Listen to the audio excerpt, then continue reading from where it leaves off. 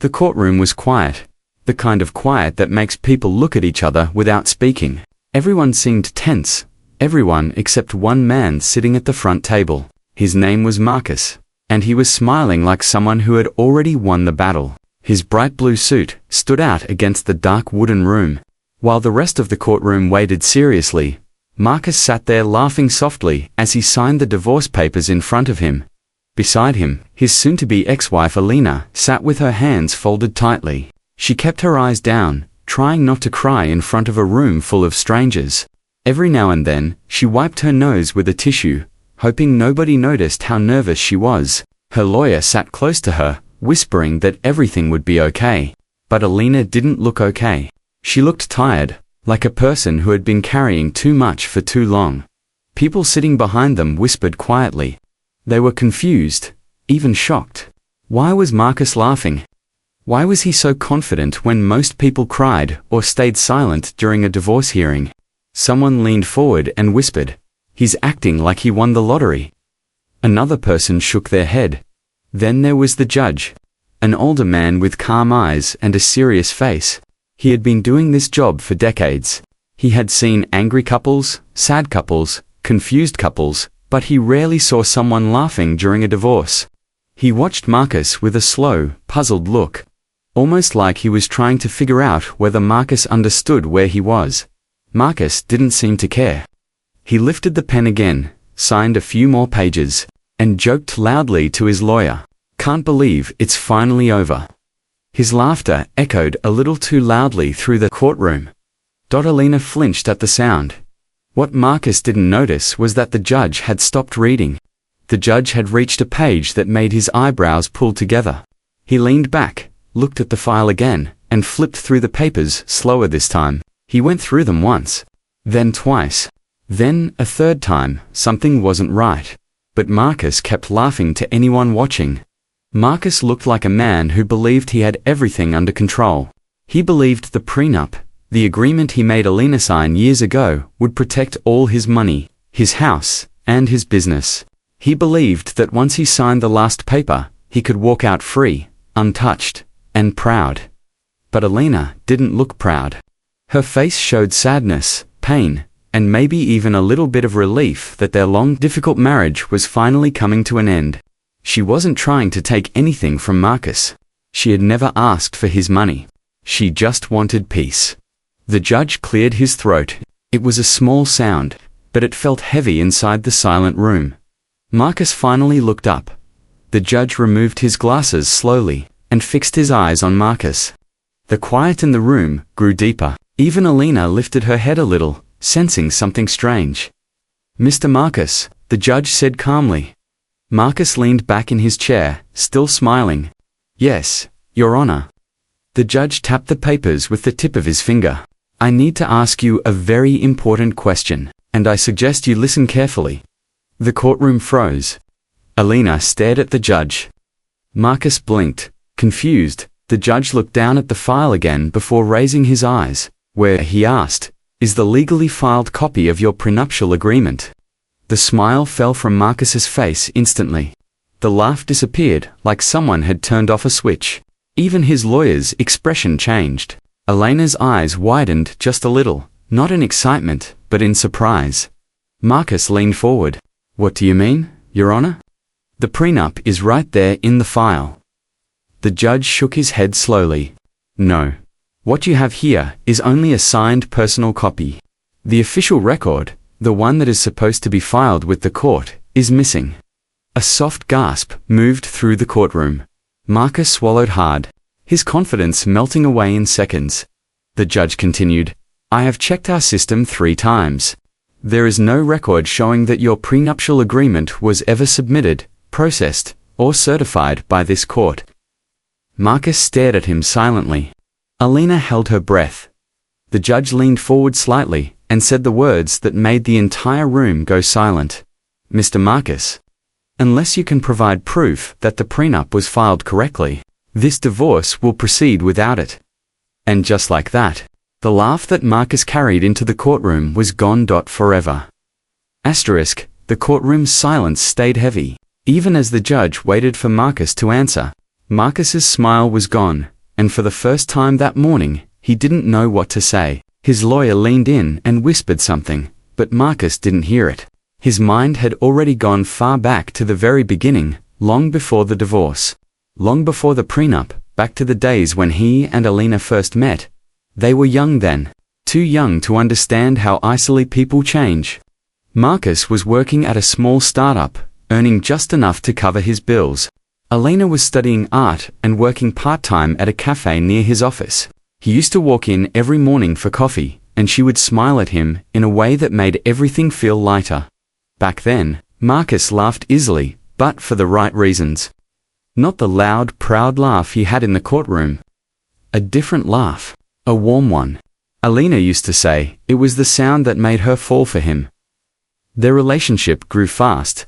They moved in together, shared simple meals on the couch, talked late into the night about dreams and plans.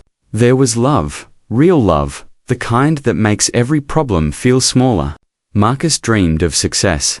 Alina dreamed of a family full of peace, kindness, and understanding. But success came with a cost Marcus never expected. His business started growing. He worked longer hours. Phone calls during dinner. Meetings on weekends. Little by little, Alina saw him less and less. She wasn't angry about his success. She was proud of him, but she missed the version of him who laughed with her. Not at her. Then came the prenup. Marcus had finally proposed. Alina cried from happiness. She wanted a simple wedding. Marcus wanted everything perfect. When he mentioned the prenup, she went quiet, but didn't argue. She thought it was only a formality, a paper for peace of mind. She trusted him completely. Marcus, on the other hand, was already thinking like a businessman. He didn't want to risk losing his future wealth. His lawyer drafted the document and sent it to him. Marcus brought it to Alina without much explanation. She signed it with love, not fear. She believed they would grow old together, so she didn't care about money or papers. Marcus thought he had everything under control. But what he didn't know, what neither of them knew, was that the prenup never made it through the full legal process. It needed to be filed, stamped, and recorded. Someone at the law office forgot. A simple human mistake. And Marcus never followed up. He was too busy building his empire to worry about paperwork. Their marriage continued. But it wasn't the same. As Marcus grew more successful, he grew more distant. He came home late. He missed anniversaries. He talked to Alina like he was giving orders, not sharing a life. She tried to help him balance things, but he brushed her off. "I'm doing all this for us," he would say. But Alina didn't feel included. She felt alone. The love didn't disappear, but it changed shape, and not for the better. One night, after another argument about his long hours, Alina realized something. Marcus didn't see her anymore. Not truly. She was there, but invisible. Present, but unheard. She decided she needed peace. And peace wasn't possible in that house anymore. That's when she asked for a divorce. Marcus wasn't heartbroken. He was annoyed. To him, it felt like another problem he had to solve. He agreed quickly, certain that the prenup protected him. He even joked to his friends that the divorce would be clean and easy. He believed he was stepping out of the marriage untouched. And that was the reason behind his laughter in the courtroom. He thought the prenup made him invincible. But now, with the judge staring at him, everything felt different. Marcus finally looked at the page in front of him. The signature was there. Alina's handwriting. His handwriting. Everything looked complete. But without the court filing, it was just a piece of paper. A personal copy. Alina, sitting beside him, watched him with confusion. She hadn't known the prenup was missing either. She didn't want to hurt Marcus financially. She wasn't here to take everything from him. She just wanted closure, peace, and a chance to rebuild her life. The judge leaned forward, his voice firm but calm. "Mr. Marcus, until you provide legal proof, we must continue as if no prenuptial agreement exists." Marcus's throat tightened. His lawyer whispered urgently, "We need a recess. Now." But before Marcus could ask, the judge raised a hand. "Before we take a break," he said, "I want to confirm one thing." Everyone looked up. The judge tapped the empty space in the file. Mr. Marcus, are you absolutely sure you filed this prenup with the proper authorities? Marcus opened his mouth to answer, but no sound came out. The judge's question hung in the air like a heavy cloud. Are you absolutely sure you filed this prenup with the proper authorities? Marcus tried to speak, but he couldn't. His mouth felt dry, and his heartbeat thudded in his ears. The confident man who walked into the courtroom laughing was gone. Now he looked like someone who wasn't sure of anything. His lawyer finally stepped in. Your Honor, may we request a short recess to review the documents? The judge nodded. You may have 10 minutes. The gavel tapped once, and everyone in the courtroom stood as the judge stepped out. Marcus stayed seated for a moment, staring at the papers in front of him as if they had betrayed him. The lawyer placed a hand on Marcus's shoulder. We need to talk. Outside now. They walked into the hallway, where the noise of other cases echoed in the background. Marcus's hands were shaking. His lawyer opened the folder, flipping through every page again and again. It's here. Marcus snapped. It's signed. We both signed it. Why does he say it wasn't filed? Because signatures alone mean nothing, the lawyer replied softly. A prenuptial agreement must be filed, witnessed, certified, and entered into the court record. If any one step is missing, the whole thing falls apart. Marcus shook his head, refusing to accept it. No, we filed it. We had to. I remember the day the lawyer closed the folder slowly. Marcus, think carefully. Did you file it? Did I file it? Or did we hand it to someone who never completed the process? There it was. The truth he didn't want to face. Marcus felt his stomach twist. He suddenly remembered the day of the prenup, rushing to a meeting, handing documents to a young assistant at the firm, and assuming everything had been handled. He didn't check. He didn't follow up. He never asked again. He was too busy, too comfortable, too sure nothing could go wrong. Alina stood quietly at a distance with her lawyer. She wasn't celebrating. She wasn't angry. She just looked sad, as if she wished none of this was happening. She hugged her arms to her chest and stared at the floor. Marcus watched her. For the first time, he wondered what the last few years had felt like from her side. He had always seen the marriage through his own eyes: work, money, growth, pressure. But she must have felt forgotten, pushed aside, and unimportant. He had laughed in the courtroom because he believed he was protected. He never thought about how she felt in that moment. A bailiff stepped out and called everyone back inside. The short break was over. As they walked back into the courtroom, Marcus felt the shift in the atmosphere. The people who whispered earlier now watched him closely. Their eyes weren't judging, but they were curious, waiting to see what would happen to the man who walked in, smiling, and now seemed shaken. Alina took her seat again, folding her hands tightly. Marcus sat beside his lawyer.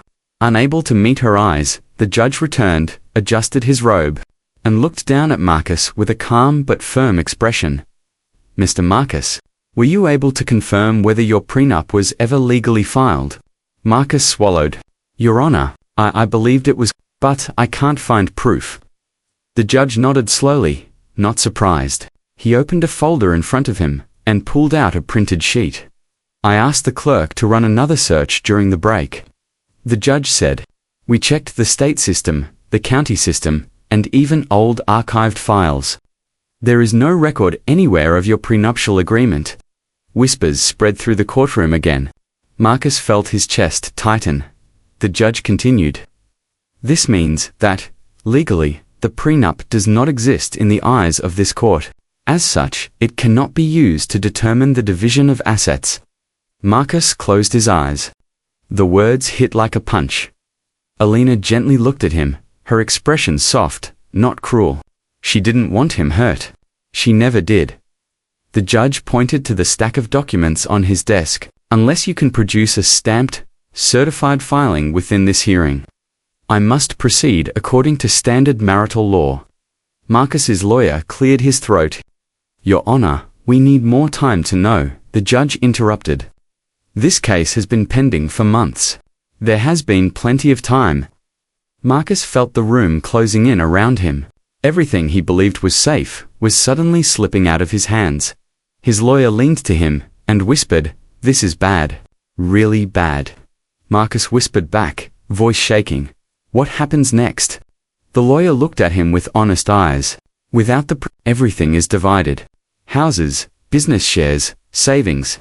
All of it. Marcus felt his heartbeat stop for a second. The court, the lawyer, finished, now has full control. The judge looked at Marcus one last time. "We will now proceed without the prenuptial agreement."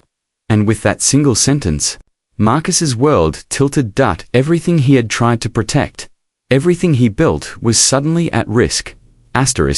Marcus sat stiff in his seat, staring at the judge's words as if they were written in fire. "We will now proceed without the prenuptial agreement." He felt his throat tighten. The room looked smaller. The walls felt closer. The loud confidence he walked in with was gone, replaced by a quiet fear he hadn't felt in years. The judge gave the lawyers a moment to arrange their folders. Meanwhile, Marcus leaned closer to his own lawyer. "Tell me the truth," Marcus whispered. "How did this happen? How does a prenup just disappear?" The lawyer sighed, pressing his lips together as if he'd been holding this explanation in for a long time. "Marcus, when you gave the signed documents to the firm years ago, they weren't processed. The assistant in charge left the company shortly after. The file was never submitted to the court." Marcus blinked, stunned. "Why didn't anyone tell me?" "You never followed up," the lawyer answered gently. "We assumed you checked on the filing. You assumed we filed it. A simple miscommunication. But a big one." Marcus's chest tightened. A mistake. A small, simple mistake. But a mistake that could cost him half of everything he owned. He leaned back in his chair, staring at the ceiling, trying to breathe. His own success had made him careless. He had trusted the system more than the people in his life. And now the system was showing him the cost. Across the room, Alina sat quietly, watching him with soft eyes. She wasn't smiling. She wasn't celebrating. She looked worried, not about the money, but about him. It was strange. After all the distance, after all the hurt, she still felt compassion. Her lawyer whispered something, but Alina didn't respond. Her attention stayed on Marcus, as if she could feel the weight crushing him. The judge called everyone to attention again. "Before we continue," the judge said, "does anyone wish to speak or clarify anything regarding this prenup issue?" Marcus's lawyer shook his head. "No further clarification, Your Honor." But Alina raised her hand slightly. The courtroom turned to her. Marcus did too. Her voice was calm, gentle. "Your Honor, I didn't know anything about the prenup not being filed. I never wanted to take advantage of him. I only asked for what was fair." The judge nodded. "Thank you, Mrs. Elena." Marcus felt a sting in his eyes. He had always assumed Elena wanted money, wanted revenge, wanted something from him. But listening to her speak, he realized she never did. She was simply someone who had been hurt and wanted peace. The judge turned to Marcus. "Mr. Marcus, do you have anything you wish to say?" Marcus swallowed. For the first time, he didn't speak with sarcasm or confidence. He spoke quietly. "I thought everything was under control, Your Honor. I thought I handled things right. But I see now, I didn't. And I'm the one who caused this mess." The judge nodded, his expression serious but not unkind. "It happens more often than you think. Life gets busy. People trust others to handle things. But legal documents require personal attention." Marcus lowered his head. He felt every word. He had ignored so much, not just paperwork, but Elena's feelings, their marriage, their connection. The judge continued reviewing the file, giving everyone a moment. Then he suddenly paused. A new thought hit Marcus hard. He leaned toward his lawyer. "Wait," Marcus whispered sharply. "You said the assistant left the firm. When did that happen?" "About 2 months after the prenup was drafted," the lawyer said. Marcus blinked. "And no one checked her work before she left?" The lawyer shook his head slowly. "The firm was understaffed at the time. Some things slipped through." Marcus felt anger rising, not at Alina, not at the judge, Not even at the assistant. He was angry at himself. Angry that he treated everything like a business deal, even his own marriage. Alina glanced at him again. This time, Marcus finally understood the expression in her eyes: sadness, disappointment, and something deeper. Something like forgiveness. He looked away, ashamed. The judge finally closed the file and looked up. We will now prepare for the final decision. This will determine the division of assets and conclude these proceedings. A quiet gasp moved through the room. It was almost over. Marcus felt sweat on his palms. This was the moment he had feared. The moment where everything he built, every hour he worked, every plan he made, could be split in half. But strangely, he also felt something else. Something he hadn't expected. He felt regret. Not for the money. Not for the missing but for how he treated Alina. For how he laughed earlier. For how blind he had been, as the judge asked both sides to prepare for closing arguments. Alina whispered something so soft, Marcus barely heard it. I never wanted to hurt you. Marcus turned to her slowly. I know, he whispered back. But I hurt you. The judge lifted his gavel. Everyone, please rise. We will now hear the final ruling. And in that moment, Marcus understood. This wasn't just about money anymore. This was about finally facing the truth about himself, his choices, and the woman he once loved. The final decision was coming, and nothing would ever be the same after it. The courtroom was silent. Everyone waited for the next words from the judge. Mark stood frozen, still trying to understand how everything had changed so fast. Moments ago, he thought he had already won. He thought Sarah had nothing left. He thought the prenup would protect him. But now, he realized he had walked into his own trap. The judge cleared his throat, looked at both of them, and spoke slowly, as if every word carried weight. Since the prenuptial agreement was never legally filed, the judge said, the marriage stands with full legal rights. That means all assets earned during the marriage will be reviewed and divided fairly. Mark felt his stomach drop. His smile was gone. His face turned pale. He looked down at his hands, shaking slightly. All his confidence had disappeared like smoke. Sarah kept calm. She had nothing to prove anymore, as the judge explained the division of assets. Mark looked at Sarah several times, expecting anger or revenge. But Sarah wasn't even looking at him. Her eyes were tired, but peaceful. She wasn't fighting him. She wasn't gloating. She just wanted closure. When the session ended, the judge gave his final words. This marriage may be ending, but both of you deserve the chance to rebuild your lives with honesty and respect. I hope you use this experience wisely. Sarah nodded softly. Mark couldn't speak. His throat felt tight. Outside the courtroom, Mark finally approached her. Sarah, he whispered, as if unsure she would even stop. She did. I didn't think it would end like this, he said. I thought I could control everything. Sarah looked at him for a long moment. There was no hate in her eyes. Only truth. You lost yourself trying to win, Mark. That's why we ended, she said gently. It was never about money. Not for me. Mark lowered his eyes. He didn't know what to say. For the first time, he realized how far he had drifted from who he used to be.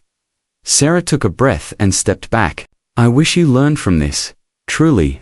Then she walked away. No drama, no anger. Just a woman who had finally found her strength. Weeks passed. Sarah rebuilt her life slowly. She moved into a small but bright apartment. She picked up old hobbies she once left behind. She laughed more. She slept better. She felt free. Mark, too, changed. He went to therapy. He apologized to people he had pushed away. He learned to listen instead of control. It wasn't easy, but for the first time in years, he was honest with himself. Both of them survived the storm, but in different ways. One evening, Sarah sat by her window watching the city lights. She smiled to herself. The divorce didn't break her, it made her stronger. She realized something important. Not every ending is a loss. Some endings are the beginning of the life you are meant to live, and in that quiet moment, she whispered to herself, I'm finally free.